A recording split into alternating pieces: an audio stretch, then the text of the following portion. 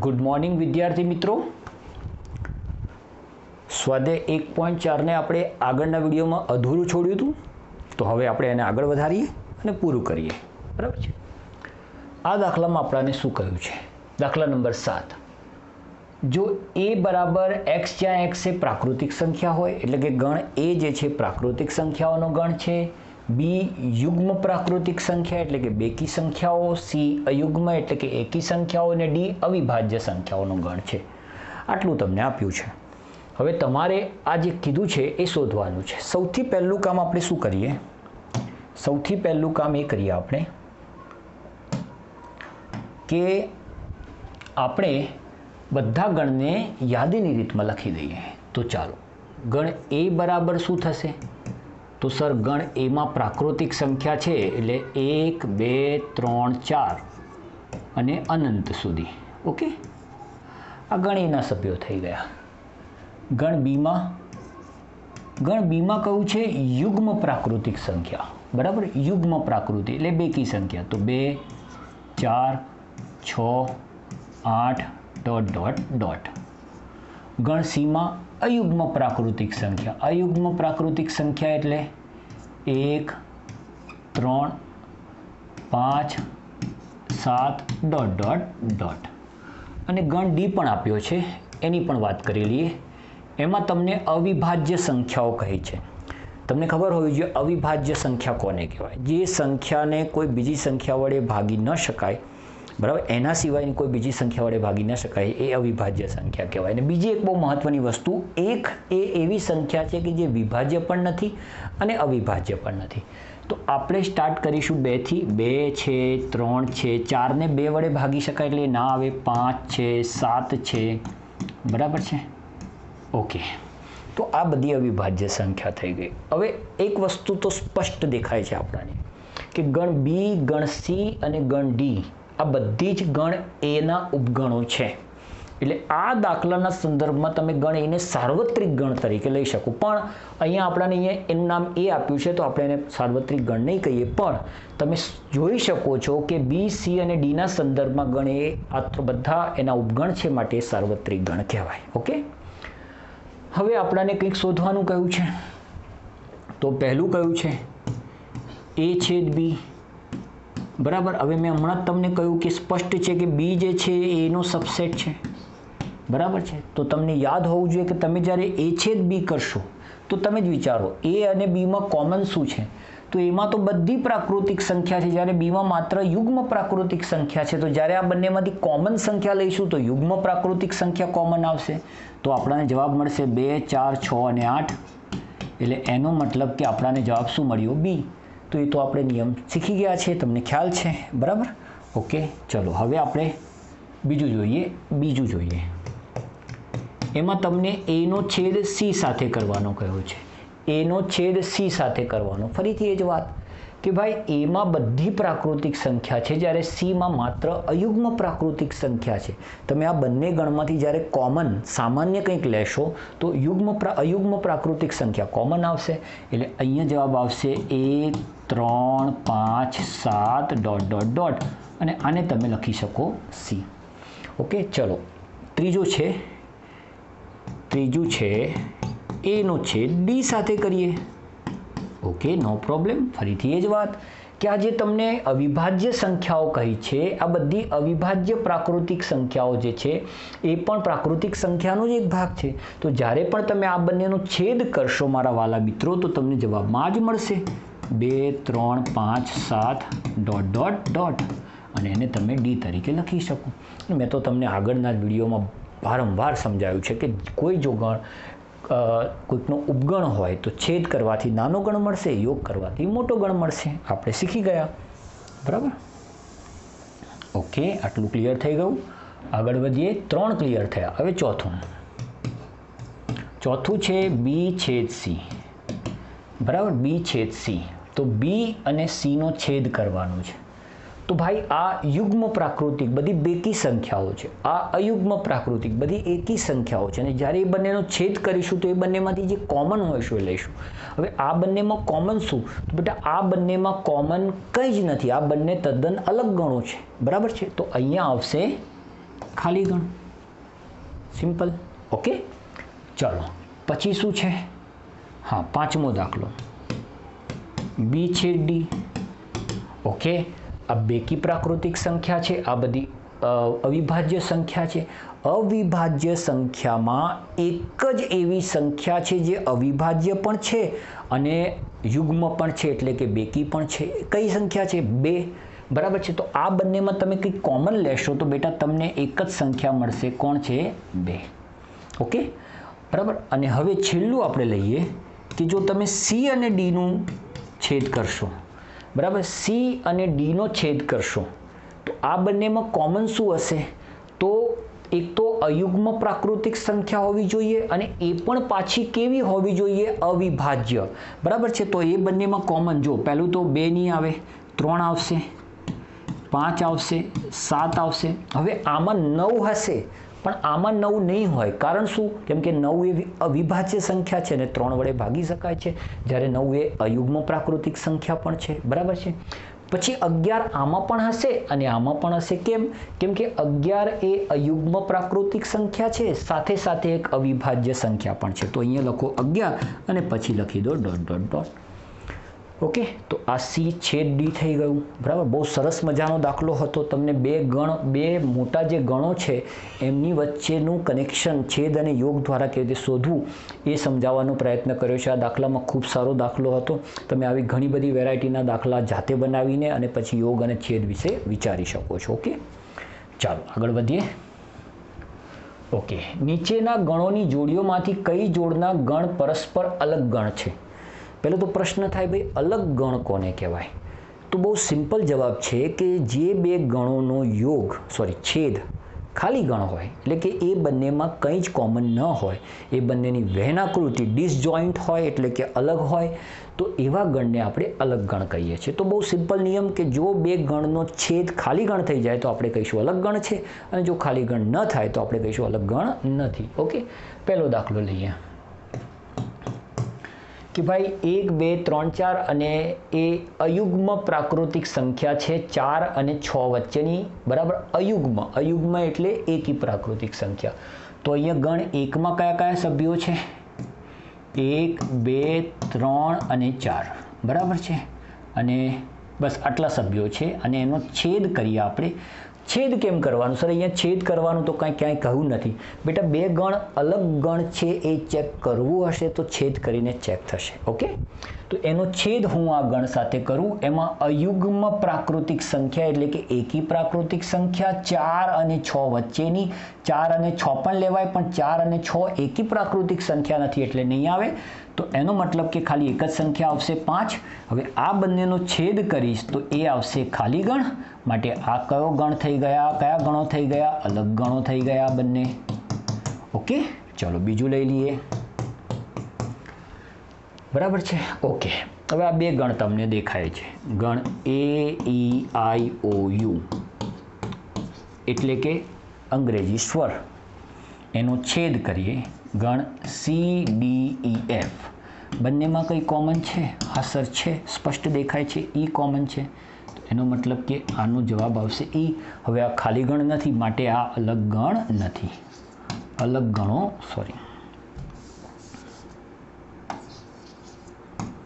અલગ ગણો નથી. બરાબર, તમારે ખાલી આ જવાબ આપવાનું છે. ચલો ત્રીજું જોઈ લઈએ. x જ્યાં x એ યુગ્મ પૂર્ણાંક સંખ્યા. પૂર્ણાંક છે, યાદ રાખો, પ્રાકૃતિક નથી, પૂર્ણાંક. અને એ પણ યુગ્મ એટલે કે બેકી પૂર્ણાંક સંખ્યા. અને અયુગ્મ પૂર્ણાંક સંખ્યા. હવે તમે યાર સ્પષ્ટ સમજી શકો છો કે આ યુગ્મ પૂર્ણાંકો છે. યુગ્મ પૂર્ણાંકોને મારે દર્શાવવું હોય તો કેવી રીતે દર્શાવાય? બરાબર છે. યુગ્મ એટલે કે બેકી સંખ્યાઓ. તો -2, -4 ક્યાં સુધી? અનંત સુધી. બરાબર છે. 2, 4 ક્યાં સુધી? અનંત સુધી. ઓકે, તો આ યુગ્મ પૂર્ણાંકો થઈ ગયા. બરાબર છે. એનો છેદ કરવાનો છે અયુગ્મ પૂર્ણાંકો સાથે. તો -3, -1 પછી 1, 3 ક્યાં સુધી? અનંત સુધી. બરાબર. હવે આ બંનેમાં કોમન શું દેખાય છે તમને? સર આ બંનેમાં કંઈ કોમન ના હોય. અહીંયા યુગ્મ કીધું છે, અહીંયા અયુગ્મ કહ્યું છે, તો આ બંનેનો છેદ ખાલી ગણ હોય. જેનો છેદ ખાલી ગણ હોય એ કેવા ગણ છે? અલગ ગણો છે. પૂરું થઈ ગયું. ઇઝી લાગે છે? 100% ઇઝી લાગે છે. ઓકે, આગળ વધીએ.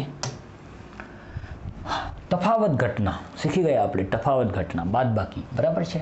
બાદબાકી તો ના કહેવાય, પણ તફાવત ઘટના આપણે એને કહી શકીએ. આને કહેવાય a માઇનસ બી અને કહેવાય a માઇનસ સી. અચ્છા, એ ગણ આપ્યો છે, બી આપ્યો છે, સી આપ્યો છે ને ડી આપ્યો છે. ખૂબ જ મોટા ગણ આપ્યા છે ને તમને આ અલગ અલગ જવાબો શોધવાનું કહ્યું છે. તો ચાલો મહેનત કરીએ આપણે.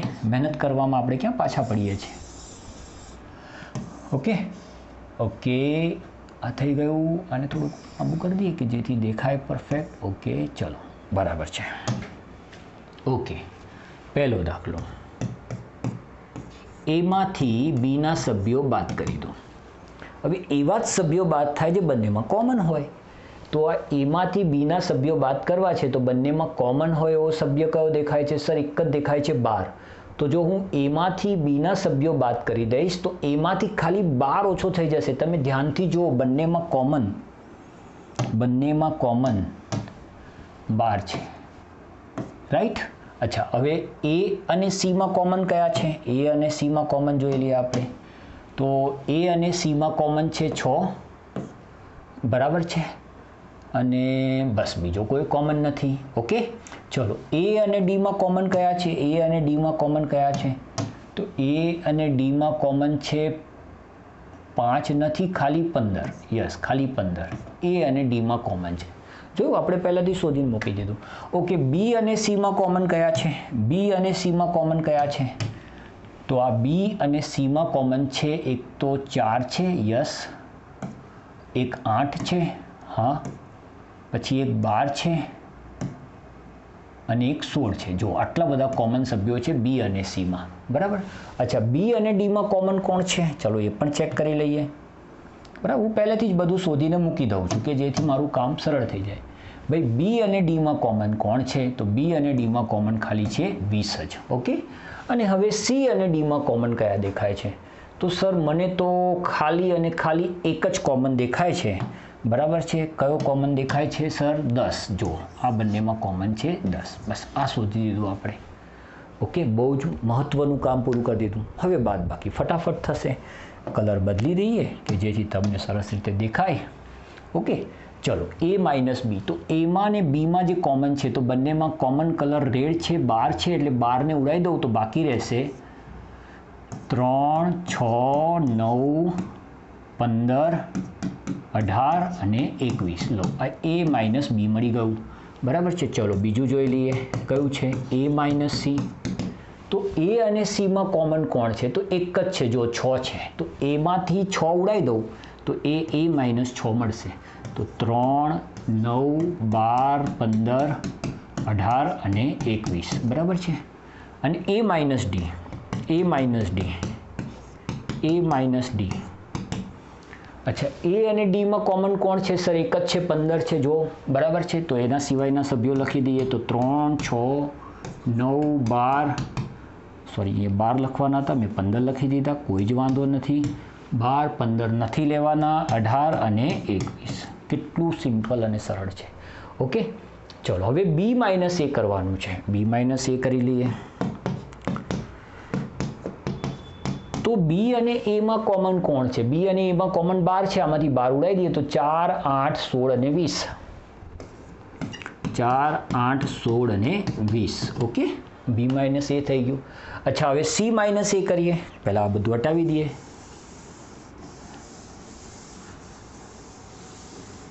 ચલો સી માઇનસ એ કરી દઈએ. કયું છે સી માઇનસ એ? 5મો દાખલો છે, સી માઇનસ એ. તો સી અને એમાં કોમન શું છે? ખાલી 6 છે, જુઓ તમે. અચ્છા, સીમાંથી એ બાદ કરવાનું છે તો સીના સભ્યો લખીશું એ સિવાયના, એટલે કે 6 સિવાયના. તો આપણે લઈશું 2, 4, 8, 10, 12 અને 14 અને 16. થઈ ગયું. ચાલો, છઠ્ઠો દાખલો કયો છે વાલા મિત્રો? છઠ્ઠો છે ડી માઇનસ એ. અચ્છા, તો હવે ખાલી ડીના સભ્યો લખીશું, પણ જે એમાં હોય એ નહીં લખીએ. 15 એમાં છે એટલે નહીં લખીએ. તો 5, 10 અને 20. 5, 10 અને 20. કેટલું સિમ્પલ કામ થઈ ગયું. સર, અમે આવું એક્ઝામમાં નહીં કરી શકીએ. બેટા, આ તમે અલગ અલગ કલર્સની પેન્સિલ તો નહીં યુઝ કરી શકો, પણ ત્યારે તમે બે ગણનો બાદબાકી કરતા હોય તો બંનેમાં જે કોમન છે એ જે ગણમાંથી બાદ કરવાનું છે એ ગણમાંથી ઉડાવી દો. ઓકે, એટલે તમારું કામ સરળ થઈ જશે. ચલો 7મો દાખલો. ઓકે, 7મા દાખલામાં બી માઇનસ સી છે. अच्छा, बीमांथी सी बाद करवानुं छे, बंनेमां कॉमन छे 4, 8, 12 અને 16. 4, 8, 12 અને 16 ઉડાવી દઈએ તો કેટલા આવશે? 20 આવશે. લો, ઇઝી થઈ ગયો દાખલો. ચલો 8મો દાખલો. બસ બધી બાદબાકીઓ શીખવાડી છે આની અંદર. બી માઇનસ ડી, બીમાંથી ડી માઇનસ કરવાનું છે. આ બંનેમાં કોમન કોણ છે સર? 20 જ છે ખાલી. જો તો 20 સિવાયના બીના બાકીના સભ્યો 4, 8, 12 અને 16. 4, 8, 12 અને 16. ઓકે, બરાબર છે. 8 પૂરા થઈ ગયા. ચાલો, કેટલા છે? 12 છે ટોટલ. હવે બીજા 4 ગણીએ એટલે આપણું કામ પૂરું. 9મો દાખલો. સી માઇનસ બી. હવે સીમાંથી બી બાદ કરવાનું છે, તો બંનેમાં કોમન 4, 8, 12 છે. તો 4, 8 ને 12 સિવાયના 4, 8, 12 અને 16. તો 4, 8, 12, 16 સિવાયના તો કયા કયા છે? 2, 6, 10 અને 14. ઇઝી થઈ ગયું. મેં કલર રંગ કરેલા છે એટલે તમને અંદાજ આવી જાય કે આ બંને વચ્ચે આ કોમન છે, રાઈટ? ચલો 10મો દાખલો. ડી માઇનસ બી, ડીમાંથી બી બાદ કરવાનું છે. આ બંનેની બાદબાકી, બંનેમાં કોમન 20 જ છે, તો 20 સિવાયના ડીના બાકીના સભ્યો. આપણે આના સભ્યો લેવાના છે, યાદ રાખો. બરાબર છે? આના સભ્યો લેવાના. તમે એક વસ્તુને સમજો. આપણે બાદબાકી કરતા હતા 5 માઇનસ 3 કરીએ છીએ, તો કરીએ છીએ શું? 1, 2, 3, 4, 5 માઇનસ 1, 2, 3. તો જો બંનેમાંથી 3 ઉડાવી દઈએ તો વધશે તો આના જ સભ્યો ને. સમજો છો વાતને? બરાબર? આ એક પ્રકારની બાદબાકી કહી શકો તમે. તો અહીંયા આપણે ડીના સભ્યો છૂટશે બાકી. તો ડીના સભ્યો કયા છૂટશે? 20 સિવાયના 5, 10 અને 15. 5, 10 અને 15, રાઈટ? ઓકે, ચલો 11મો દાખલો. શું છે 11મો? સી માઇનસ ડી કરી લઈએ. સીમાંથી ડી બાદ કરીએ. આ બંનેમાં કોમન એક 10 જ છે, તો 10 સિવાયના સીના સભ્યો 2, 4, 6, 8, 12, 14 અને 16. ઓકે, ચલો. અને હવે 12મો દાખલો લઈ લઈએ. છેલ્લો દાખલો. ડી માઇનસ સી, આનું ઊંધું, આ બંનેનું ઊંધું. તો આ બંનેમાં કોમન કોણ છે? 10 છે, તો 5, 15 અને 20. 5, 15 અને 20. લો, આ દાખલા પૂરા થઈ ગયા. કેટલા બધા દાખલા હતા? 12 દાખલા હતા. દાખલીઓ હતી મારી દ્રષ્ટિએ. બેટા કંઈ જ કરવાનું નથી, ખાલી બાદ બાકીનો કન્સેપ્ટ તમને આવડે છે તો તમારે આ દાખલા સોલ્વ કરવાના છે, રાઈટ?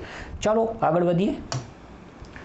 ઓકે, એક્સ આપ્યો છે, વાય આપ્યો છે, તો નીચેના ગણ મેળવો. ઓહો, સિમ્પલ દાખલો છે. બરાબર? પહેલું એક્સ માઇનસ વાય. ચલો, એ, બી, સી અને ડી, એમાંથી બાદ કરવાનું છે વાયના સભ્યો. એફ, બી, ડી અને જી. અચ્છા, હવે છૂટશે કયા સભ્યો? આ છૂટશે પણ આના સિવાયના. તો બી બંનેમાં કોમન છે અને ડી બંનેમાં કોમન છે, તો કોણ બાકી રહી ગયું સર? એ અને સી. Okay, simple. બરાબર છે. ચલો બીજા દાખલામાં શું કહ્યું છે? વાય માઇનસ એક્સ કરો.